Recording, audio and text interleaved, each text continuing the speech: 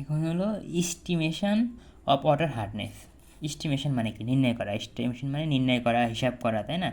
Water মানে estimation of water hardness মানে পানির ক্ষরতা নির্ণয় করা। মানে মনে করে একটা ট্যাপের পানি মনে করে একটা মনে করে তোমাদের টিউবওয়েল আছে বা ট্যাপ আছে, তো ওই পানি পাইছো যে, হ্যাঁ, ওই পানির হার্ডনেস কত, মানে পানিটা বেশি হার্ডনেস সম্পন্ন না পানিটা কম হার্ডনেস সম্পন্ন, অর্থাৎ পানিটাতে বেশি ক্ষরতা আছে নাকি কম ক্ষরতা। তো এটা এরকম মানে পানির হার্ডনেস হিসাব করা, হ্যাঁ, অর্থাৎ আমার পানিটা 7 ppm না 12 ppm না 50 ppm, মানে কত ppm বিশিষ্ট আমার পানি, হ্যাঁ। তো এই যে পানির ক্ষরতা নির্ণয় করাটা হচ্ছে আমার এস্টিমেশন অফ ওয়াটার হার্ডনেস, হ্যাঁ। আচ্ছা, তো এই পানি ক্ষরতা আমরা বিভিন্ন পদ্ধতিতে বের করতে পারি। তার ভিতরে কি, আচ্ছা, সবই টাইট্রেশন তো তোমরা পারোই, তাই না? টাইট্রেশন তো এগুলো পরে বলতেছি। তো টাইট্রেশনের মাধ্যমে একটা হলো স্ট্যান্ডার্ড সোপ সলিউশন, মানে সোপ সলিউশন মানে কি, সাবানের দ্রবণ। আর একটা কি, হ্যাঁ, হাইড্রোক্লোরিক অ্যাসিড দ্বারা, মানে একটা হলো হাইড্রোক্লোরিক অ্যাসিডের টাইট্রেশন দ্বারা, আর একটা সাবানের দ্রবণের টাইট্রেশন দ্বারা। আর স্ট্যান্ডার্ড মানে তো আদর্শ। আদর্শ বলতে যার মান তুমি জানো আর কি, তাকে বলা হয় স্ট্যান্ডার্ড। যাই হোক, তার মানে একটা হলো স্ট্যান্ডার্ড সোপ সলিউশন দ্বারা, আর একটা হলো এইচসিএল দ্বারা। এই দুইটা জিনিসের টাইট্রেশন দ্বারা আমরা বের করতে পারি যে আমার পানিতে হার্ডনেসের মান কত, মানে 7 ppm নাকি 20 ppm। আর আমরা জানি যে হার্ডনেস কয় প্রকার, একটা পার্মানেন্ট হার্ডনেস আর একটা টেম্পোরারি হার্ডনেস, তাই না? তো মনে রাখবেন টোটাল হার্ডনেস মানে কি, এই দুইটার সমষ্টি, মানে পার্মানেন্ট আর টেম্পোরারি, এই দুইটার সমষ্টি হলো আমার টোটাল হার্ডনেস। এই তো তো তো এখন পরীক্ষায় কী আসে, যে estimation of total hardness by standard soap solution. দেখো, স্ট্যান্ডার্ড সব সলিউশন দ্বারা কী হার্ডনেস বের করতেছি আমি, টোটাল হার্ডনেস। খুব সাবধান থাকবে এখানে, টোটাল, এটা কিন্তু আর পার্মানেন্ট বা টেম্পোরারি এরকম কিছু লেখো না, হ্যাঁ। তো দেখো, স্ট্যান্ডার্ড সব সলিউশন দ্বারা আমি কি আমি পার্মানেন্ট হার্ডনেসও বের করতে পারি, আবার কি টেম্পোরারি হার্ডনেস, মানে দুইটাই, মানে দুই ধরনের বের করা যায়। মানে এই সব সলিউশনের দ্বারা তুমি চাইলে তুমি চাইলে টেম্পোরারি হার্ডনেসের মান বের করতে পারবা, আবার পার্মানেন্ট হার্ডনেসের মানও বের করতে পারবা। মানে এই প্রসেস দ্বারা দুই ধরনের হার্ডনেস আমি বের করতে পারি। তো যাই হোক, আমি তো জানি না যে পানির ভিতরে কী হার্ডনেস আছে, মানে স্থায়ী মানে টেম্পোরারি হার্ডনেস আছে নাকি পার্মানেন্ট হার্ডনেস আছে। তো যাই হোক, মূলনীতিটা কী মনে রাখবে, খড় পানিতে সাবান সহজে ফেনা তৈরি করে না। খড় পানিতে সাবান সহজে ফেনা তৈরি করতে পারে না।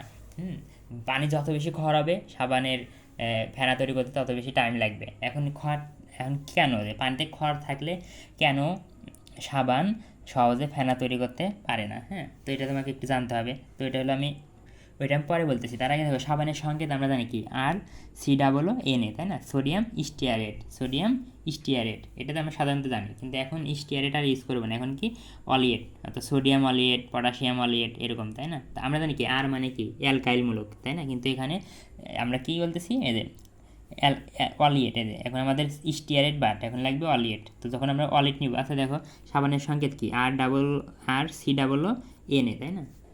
তো এই যে এসিডের সংকেত কী জানো না, এই যে RCOOH, তাই না? এইচ বাদ দাও, তো এই যে একটা মাইনাস আইন, RCC- এভাবে তো লিখতে পারি, তাই না? মানে এটা একটা মূলক আর কীভাবে আমরা কিন্তু লিখতে পারি। তো দেখো, RCOO-, তাই না?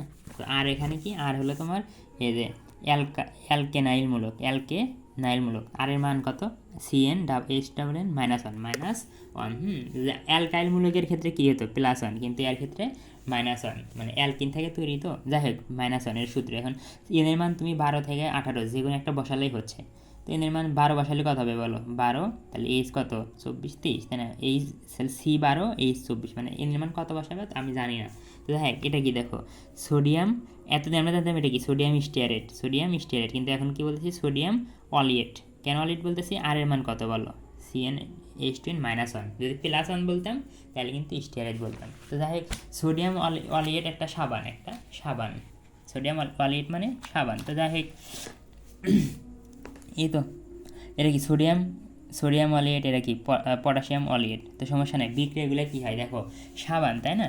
সাবান বলতে এই যে এটা দ্বারা আমি বোঝাচ্ছি সাবান, এটা দ্বারা আমি সাবান বোঝাচ্ছি। আচ্ছা, ও একটা কথা মনে রাখো, এর পরের ক্লাসগুলোতে কাজে লাগবে, হ্যাঁ। আমরা কি লিখি বলো, ম্যাগনেসিয়াম ক্লোরাইড লিখি, তাই না? আবার এরকম লিখি, তাই না?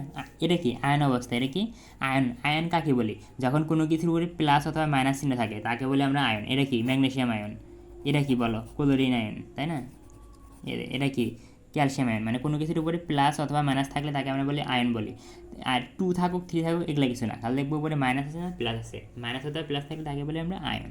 তো যে তুমি কি ম্যাগনেশিয়াম শুধু ম্যাগনেশিয়াম আয়ন লিখলা, আর এটা কি ম্যাগনেশিয়াম ক্লোরাইড লিখলা। তো মনে রাখবা ম্যাগনেশিয়াম ক্লোরাইড লেখাও যে কথা, এই আয়ন অবস্থা লেখা একই কথা, মানে তুমি আয়ন অবস্থায় লেখাও যে কথা, এখন এই যে ম্যাগনেশিয়াম ক্লোরাইড পুরোটা লেখাও একই কথা। এটা কিন্তু অনেকবার কাজে লাগবে, খুব সাবধান। হ্যাঁ, তুমি চাইলে ক্লোরাইড বা সালফেট যেটা বসাও ওইটা কোনো ফ্যাক্ট না, কী বসলো মানে ম্যাগনেশিয়ামের পরে কী বসলো এটা আমার জানার দরকার নাই, তুমি চাইলে আয়নিত অবস্থায় লিখতে পারো। তার মানে Mg2+ যে কথা, ম্যাগনেশিয়াম ক্লোরাইডও একই কথা, ম্যাগনেশিয়াম সালফেটও একই অবস্থা, একই কথা।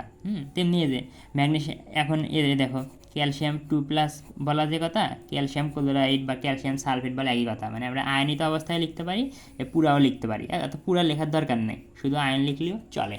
এটা হলো বেসিক, যা জানো তাও বললাম।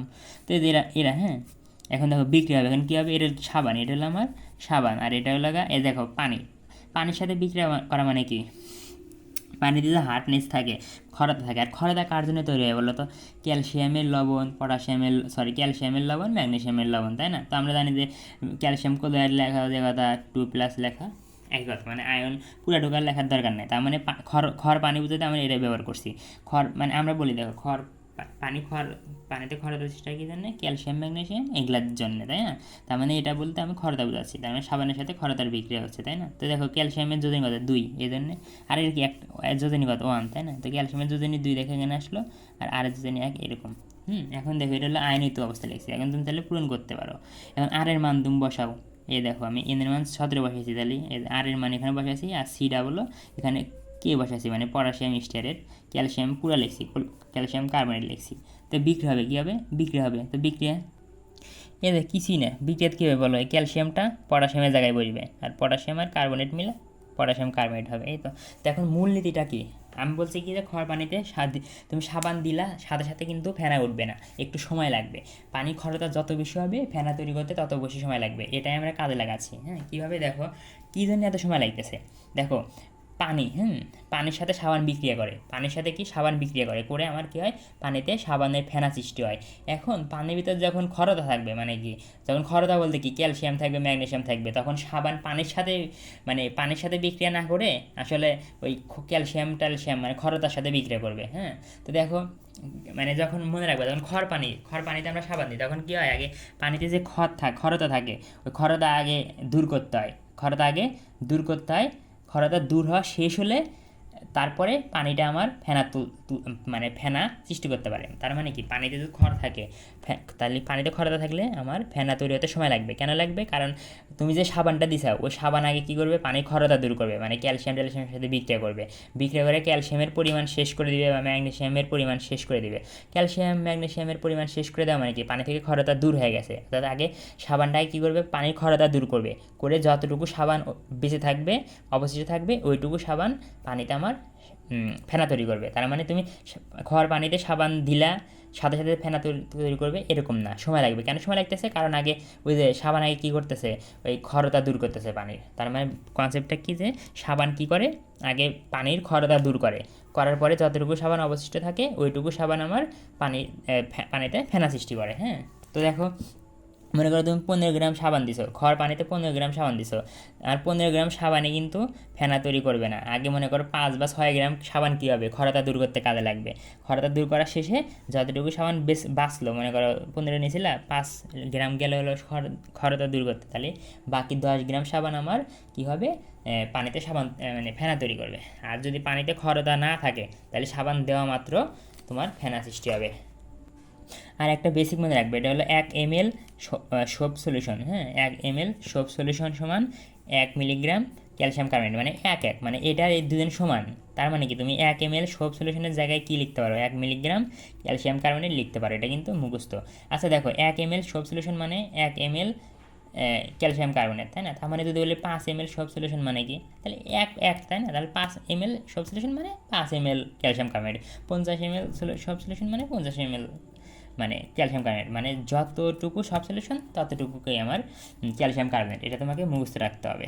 তো দেখো এই যে 12 ml সোপ সলিউশন সমান কত মিলিগ্রাম ক্যালসিয়াম কার্বনেট। আমরা জানি কি যে 1 ml সব সলিউশন মানে 1, তাহলে 12 ml সব সলিউশন মানে কি 12 মিলিগ্রাম ক্যালসিয়াম কার্বনেট। এটা কিন্তু তোমাকে মনে রাখতে হবে, কারণ পরে কাজে লাগবে, এটাতে ম্যাথ আছে।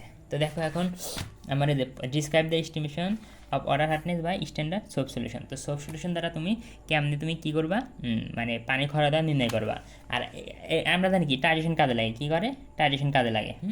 টাইট্রেশন তো তোমরা বুঝবে, টাইট্রেশনে কী থাকে, একটা বুলেট থাকে, উপরে থাকে বুলেট আর নিচে একটা পাত্র বলতে এখানে বোতল, তাই না, বোতল থাকে। তো মনে রাখবা এখানে সব সলিউশন মানে সাবানের সলিউশনটা কি এর ভিতর নিবা, বুলেটের ভিতর নিবা, আর নিচে এর ভিতরে কী থাকবে, এই বোতলের ভিতরে তুমি হার্ড ওয়াটার মানে খরযুক্ত পানি নিবা। তারপরে এটা ঘুরে ঘুরে কী করবা, এই সব সলিউশন ধীরে ধীরে এর ভিতরে ফেলবা। হ্যাঁ, তো আমি একটু বলি জিনিসটা। এখানে খেয়াল করো, সোপ সলিউশন মানে এদের বিকারের ভিতর কী আছে, সাবানের দ্রবণ। সোপ সলিউশন মানে সাবানের দ্রবণ। আর এটা হলো আমার বোতল, এই বোতলের ভিতরে আমি কী করবো, এই সোপ সলিউশনটা নিব। হ্যাঁ, সোপ সলিউশনটা সরি বোতল না, বুলেট দেখতেছো না, বুলেট, এটা হলো বুলেট, আর এটা কি বুলেট স্ট্যান্ড। এই বুলেটের ভিতরে কী নিব, আমি সোপ সলিউশন নিব, আর এর ভিতরে কী নিব, হার্ড ওয়াটার মানে পানি নিব।